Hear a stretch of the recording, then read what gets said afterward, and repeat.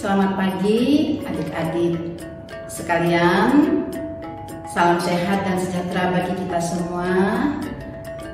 Kita ketemu di kuliah kedua ya, dari mata kuliah dasar-dasar manajemen penyuluhan ini terkait mengenai pendahuluan, kemudian tentang penyuluhan itu sendiri, manajemen, dan pentingnya manajemen.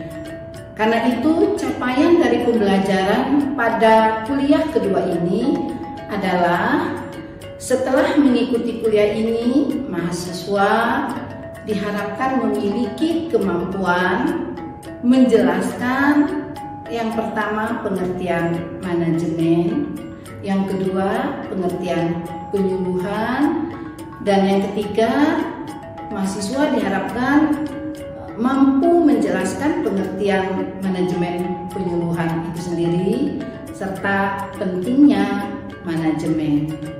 Demikian adik-adik, mari kita perhatikan bersama materi kuliah kedua ini. Baiklah adik-adik mahasiswa, kita bersama-sama ya memperhatikan kuliah kedua kita setelah kuliah pertama terkait dengan kontrak kuliah. Sekarang kita mari bersama-sama kita memperhatikan pendahuluan, kemudian pengertian manajemen, pengertian penyuluhan, dan pentingnya manajemen pada mata kuliah dasar-dasar manajemen penyuluhan ini. Seperti yang sudah saya jelaskan kemarin, capaian pembelajaran, kemudian sekarang tujuan dari mata kuliah atau materi kuliah kita hari ini. Yang pertama, diharapkan mahasiswa memiliki kemampuan memahami dan juga menjelaskan pengertian manajemen, kemudian pengertian penyuluhan, pengertian manajemen penyuluhan, dan pentingnya manajemen penyuluhan. Asal-usul kata manajemen itu berasal dari kata Italia, yaitu manegere, yaitu mengendalikan kuda. Kemudian dari kata Prancis kuno juga manajemen adalah merupakan seni mengatur. Lalu dari bahasa Inggris to manage, yaitu mengatur atau mengelola. Manajemen to manage itu adalah pengaturan atau pengelolaan melalui proses atau kerangka kerja yang melibatkan bimbingan atau arahan berdasarkan urutan fungsi-fungsi manajemen untuk mencapai proses mewujudkan tujuan yang diinginkan. Menurut Terry tahun 1999, manajemen adalah suatu proses yang khas yang terdiri dari tindakan-tindakan perencanaan, pengorganisasian, pengarahan, dan pengendalian yang dilakukan untuk menentukan serta mencapai sasaran yang telah ditentukan melalui pemanfaatan sumber daya manusia dan sumber daya lainnya. Kalau kita lihat Malayu Hasibuan pun demikian, menyatakan bahwa manajemen merupakan ilmu dan seni mengatur proses pemanfaatan sumber daya manusia dan sumber-sumber lainnya secara efektif dan efisien untuk mencapai suatu tujuan tertentu. Patoni 2006 melihat dari 3 pengertian. Yang pertama, melihat manajemen dari proses manajemen itu sendiri. Kemudian yang kedua, melihat manajemen dari suatu kolektivitas manusia sebagai ilmu, dan yang ketiga melihat manajemen merupakan suatu atau sebagai seni.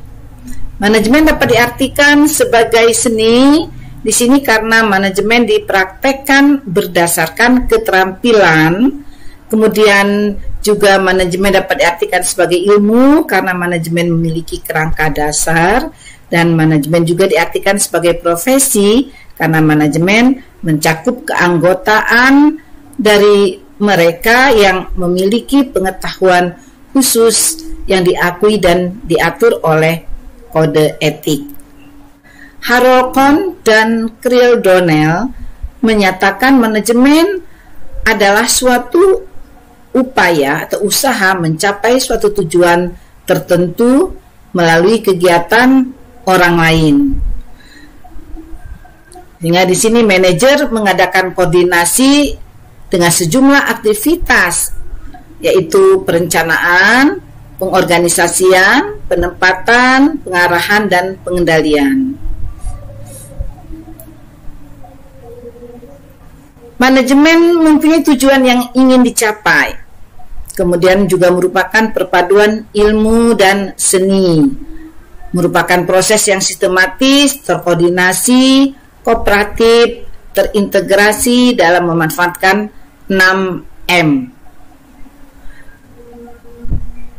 Kemudian manajemen ini baru dapat diterapkan minimal ada 2 orang atau lebih, dan harus berdasarkan pembagian kerja, tugas dan tanggung jawab, dan terdiri dari beberapa fungsi, yaitu POWAT, planning, organizing, actuating, dan controlling, dan hanya merupakan alat untuk mencapai tujuan.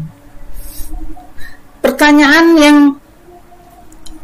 selalu muncul pada kegiatan manajemen yang pertama itu tentang what, apa yang diatur. Kemudian tentang why, kenapa harus diatur yang 6M tadi yang saya sebutkan tadi itu, apa yang harus diatur? Yang diatur adalah semua unsur manajemen yang terdiri dari 6M, manusianya, money, uang, metode, material, jenis, dan market adalah pasar. Yang kedua, kenapa harus diatur? Why di sini ya, agar 6M tadi lebih berdaya guna, berhasil guna, terintegrasi, terkoordinasi dalam mencapai tujuan yang optimal. Yang ketiga, pertanyaan yang sering muncul adalah who, siapa yang diatur? Pimpinan dengan wewenang kepemimpinannya, sehingga 6M dan semua proses manajemen terarah untuk mencapai tujuan yang diinginkan. Yang keempat, how, bagaimana mengaturnya, yaitu melalui proses sesuai dengan urutan fungsi-fungsi manajemen. Yang kelima, where, di mana harus diatur? Dalam suatu organisasi atau perusahaan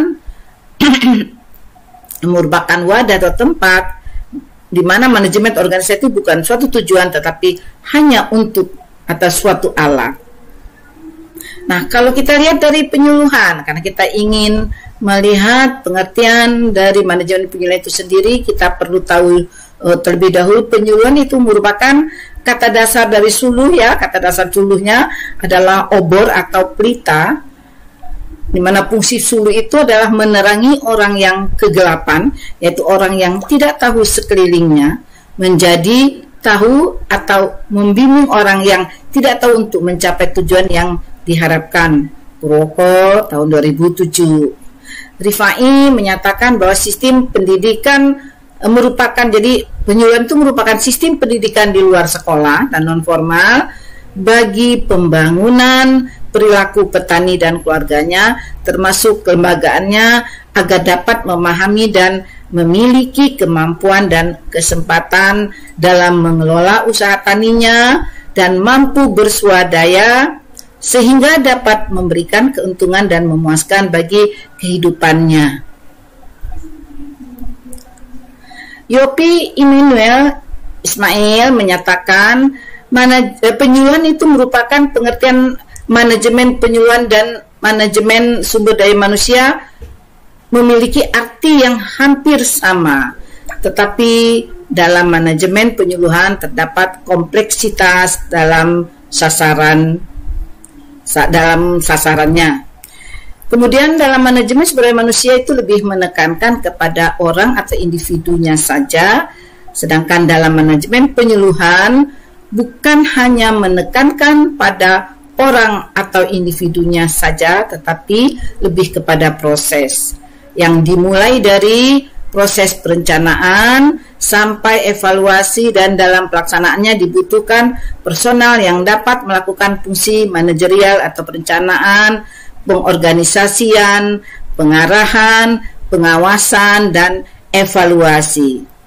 Sehingga bisa dikatakan bahwa manajemen penyuluhan adalah kemampuan atau keterampilan memperoleh sesuatu hasil dalam rangka pencapai tujuan melalui kegiatan-kegiatan orang lain, dalam hal ini pengaturan sumber daya manusia, dan juga adanya pengaturan pada proses yang lainnya yang dimulai dari perencanaan sampai evaluasi, dan dalam pelaksanaannya juga membutuhkan personal yang dapat melakukan fungsi manajerial itu sendiri, yaitu fungsi perencanaan, pengorganisasian, pengarahan, pengawasan, dan evaluasi. Pentingnya manajemen, yang pertama, pekerjaan berat dan sulit bisa terbagi. Kemudian berarti lebih ringan ya. Perusahaan dapat berhasil baik dengan manajemen yang baik. Manajemen yang baik dapat meningkatkan daya guna dan hasil guna. Manajemen baik juga bisa mengurangi pemborosan. Kemudian juga bisa memanfaatkan 6M tadi ya. Diperlukan untuk kemajuan dan pertumbuhan. Kemudian juga digunakan untuk pencapaian tujuan secara teratur, juga merupakan pedoman pikiran dan tindakan, serta selalu dibutuhkan dalam setiap kerjasama kelompok orang. Demikian adik-adik, kuliah kita yang kedua ini tentang pendahuluan, pengertian manajemen, pengertian penyuluhan, dan pengertian manajemen penyuluhan itu sendiri. Sebelum saya tutup, perlu saya sampaikan beberapa daftar pustaka yang perlu dibaca,